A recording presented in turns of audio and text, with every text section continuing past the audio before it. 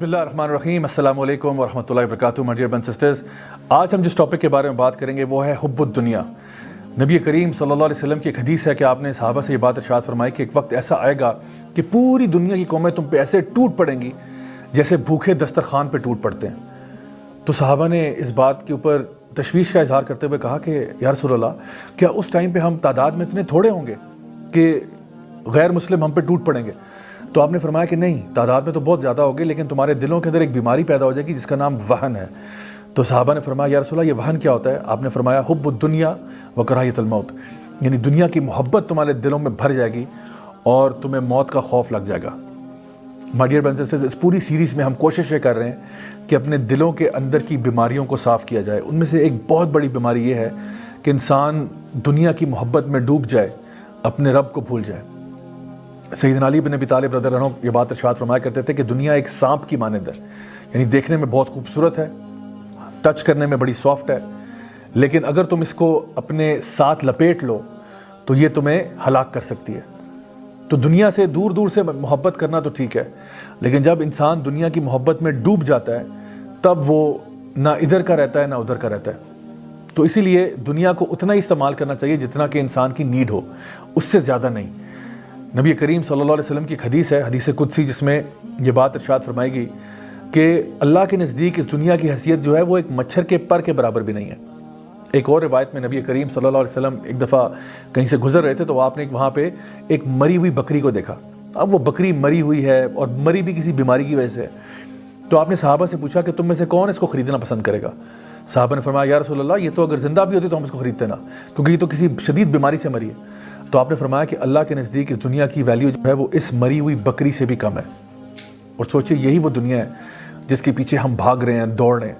اس کی مثال کچھ یوں ہے کہ اگر ایک شخص جو ہے وہ کسی ٹوٹے پھوٹے مکان میں رہتا ہو اور اس کو بیچارہ پنجرے میں بند ہو اس مکان میں، اور اس کو باہر نکلنے کی اجازت بھی نہ ہو، اور بس دن میں ایک دفعہ کوئی شخص اس کو ایک ہڈی ڈال کے آ جائے کرے، اور وہ اس ہڈی کو جب دیکھے تو اس کو کھانا شروع کر دے اور کہ واہ واہ مجھے تو دنیا کی ہر چیز مل گئی.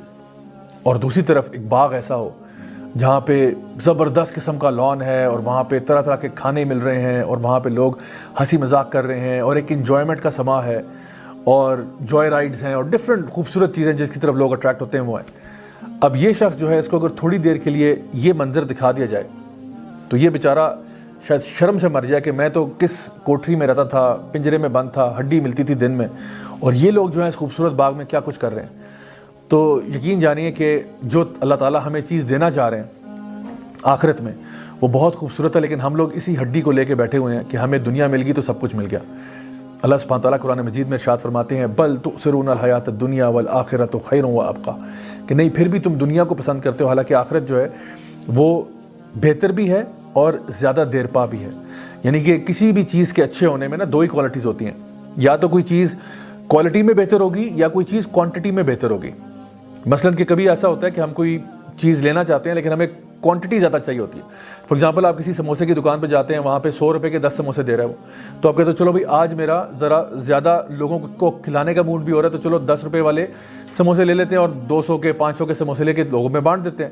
لیکن کبھی کبھار ایسا ہوتا ہے کہ آپ اپنے بہن بھائیوں میں سے کسی کے ساتھ یا ہسبینڈ وائف کسی کے ساتھ جانا چاہتے ہیں اور آپ کہتے ہیں بھائی آج ذرا بارش کا موسم ہے، موڈ بن رہا ہے، تو آج وہ نا ایک اسپیشل سموسا ملتا ہے 50 روپے والا ہوتا ہے، آج وہ لینے کا موڈ ہو رہا ہے. تو کبھی کبھار آپ کوالٹی کو پریفر کرتے ہو، کبھی کبھار آپ کوانٹٹی کو پریفر کرتے ہو.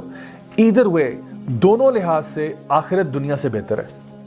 آخرت جنت میں جو گھر آپ کا ہوگا وہ دنیا کے گھر سے کوالٹی میں بھی کروڑوں اربوں خربوں گنا بہتر ہے، اور وہاں پہ لوگ ہمیشہ کے لیے رہیں گے خالدین فیہا ابدا. تو پھر بھی انسان آخرت کو لات مار کے دنیا کے پیچھے بھاگنا شروع کر دے تو کتنے افسوس کی بات ہے. اللہ تعالیٰ سورہ البقرہ کے اندر یہ بات ارشاد فرماتے ہیں کہ کچھ لوگ ہوتے ہیں وہ اپنے دین کو بیچ ڈالتے ہیں یا اپنی آخرت کو بیچ ڈالتے ہیں کچھ دنیاوی فائدے کے پیچھے. تو یہ کام ایک مومن کو کم از کم سوٹ نہیں کرتا کہ وہ اس قسم کا رویہ رکھے.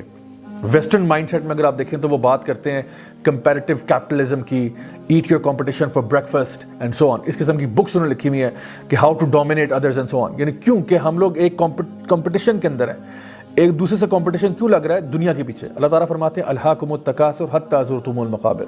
یہ جو کمپٹیشن ہے تمہارا یہ لگا رہے گا حتیٰ کہ تم قبر میں نہ اتر جاؤ. نبی کریم صلی اللہ علیہ وسلم کی حدیث ہے، آپ نے فرمایا کہ اگر ابن آدم کو ایک سونے کا پہاڑ دیا جائے تو وہ دوسرے کی بھی تمنا کرے گا، اور کوئی چیز اس کا پیٹ نہیں بھر سکتی سوائے قبر کی مٹی کے۔ یہ جو انسان کے اندر ایک گریڈ پیدا ہوتا ہے نا دنیا کے پیچھے، یہ کبھی ختم نہیں ہو سکتا سوائے کہ جب انسان قبر میں جائے گا تو قبر کی مٹی انسان کا پیٹ بھرے گی۔ مائی ڈیئر برادرز اینڈ سسٹرز، پھر ایسا کیوں ہے کہ ہم لوگ دوسروں کے ساتھ کمپٹیشن کرتے ہیں دنیاوی فائدوں کے پیچھے؟ کس کی گاڑی اچھی ہے، اس کی اچھی ہے، میری بھی ہونی چاہیے، اس نے نیا جوڑا لیا میں نے بھی لینا ہے، فلاں نے موبائل فون لیا میں نے اس سے بہتر لینا ہے۔ یہ کمپٹیشن جو ہے نا یہ صحیح نہیں ہے۔ اگر آپ نے کمپٹیشن کرنا ہی ہے تو آخرت کے لیے کریں، اللہ تعالیٰ کی سے مغفرت کے لیے کمپٹیشن کریں۔ یہ کیا بات ہوئی کہ انسان چھوٹے چھوٹے دنیاوی فائدے کے پیچھے لوگوں کے ساتھ کمپٹیشن میں لگ جائے؟ ویسے بھی یہ بات جان لیں کہ آپ کا جو رزق ہے وہ لکھا ہوا ہے۔ نبی کریم صلی اللہ علیہ وسلم کی حدیث میں یہ بات آتی ہے کہ جب ایک بچہ ماں کے پیٹ میں ہوتا ہے تو فرشتہ آ کر اس کے رزق کا حساب کتاب کر جاتا ہے، کب اس کی وفات ہوگی، کیا اس کا رزق ہوگا۔ حتیٰ کہ ایک اور روایت میں یہ بات ارشاد فرمائے گی کہ انسان کو موت اس وقت تک نہیں آئے گی جب تک اس کو اس کے حصے کا رزق نہ مل جائے۔ ایک انسان جو ہے وہ اس کا رزق اسی طرح سے اس کا پیچھا کرے گا جیسے موت اس کا پیچھا کرتی ہے۔ کلو نفس ذائقۃ الموت، جیسے موت ہر انسان کو آنی ہی ہے، اسی طرح سے آپ کے حصے کا رزق آپ کو مل کر رہے گا۔ آپ نے صرف اتنی بس کوشش کرنی ہے کہ آپ کوئی حق حلال کا راستہ ڈھونڈ لیں اس رزق تک پہنچنے کے لیے، حرام نہ کریں، حلال طریقہ اختیار کر لیں اس رزق تک پہنچنے کے لیے، تو آپ کو مل جائے گا۔ تو جو چیز آپ کو ملنی ہی ملنی ہے اس کے پیچھے لوگ جو ہے وہ پریشان بیٹھے ہوئے ہیں، اور جو چیز آخرت کی ہے کہ آپ کا ٹھکانہ کہاں ہوگا اس کے بارے میں لوگ بے پرواہ ہیں۔ دنیا سے محبت کے بہت سارے سائیڈ ایفیکٹس ہیں، بہت سارے ایسے ایشوز ہیں جو ہماری لائف میں آتے ہیں۔ ان میں سے کچھ جو بدترین ایفیکٹس ہیں وہ یہ ہیں کہ دل سخت ہو جاتا ہے۔ جو انسان دنیا کی محبت میں پڑ جاتا ہے نا اس کا دل سخت ہو جاتا ہے، پتھر دل ہو جاتا ہے، اور علماء بیان کرتے ہیں کہ کبھی بھی اس کا اچھا انجام نہیں ہو سکتا۔ جو انسان دنیا کی محبت میں ڈوب چکا ہو اس کا انجام کبھی اچھا نہیں ہوتا، اور آخرت میں تو ویسے ہی اس کا مقام چلا جاتا ہے، کیونکہ اس کا سارا فوکس، ساری اٹینشن صرف دنیا کی تگ و دور، محنت اور مشقت اس طرف تھی۔ تو ہم لوگ اللہ تعالیٰ سے دعا کرتے ہیں ربنا آتنا فی الدنیا حسنہ وفی الآخرۃ حسنہ وقنا عذاب النار، کہ یا اللہ ہمیں دنیا میں خیر عطا فرما۔ ہم مسلمان ہوتے ہوئے یہ نہیں کہتے کہ یا اللہ ہمیں دنیا ہم سے چھین لے یا ہمیں دنیا میں برباد کر دے اور بس آخرت دے دے، نہیں، ہم کہتے ہیں ربنا آتنا فی الدنیا، یا اللہ ہمیں دنیا میں بھی خیر چاہیے اور آخرت میں بھی خیر چاہیے، اور ہمیں جہنم کے عذاب سے بچا لے۔ تو مائی ڈیئر برادرز اینڈ سسٹرز، اصل چیز مانگنے والی وہ ہے یہ۔ قرآن مجید کی دعائیں کتنی کمپریہنسو ہیں، اور کبھی آپ اس پہ غور کریں تو ہم یہ چاہتے ہیں کہ یا اللہ ہماری دنیا خیر سے گزرے، ہم لوگ جو ہماری نیڈ کی چیزیں ہیں وہ ہمیں مل جائیں، اور سب سے بہتر بات یہ کہ ہماری آخرت سنور جائے۔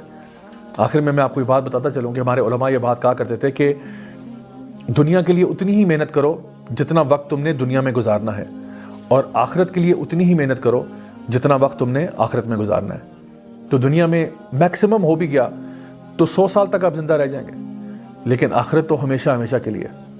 ذرا سوچئے گا اس کے بارے میں۔ انٹل نیکسٹ ٹائم، دس از می راجہ ضیاء الحق سائننگ آف۔ والسلام علیکم ورحمۃ اللہ وبرکاتہ۔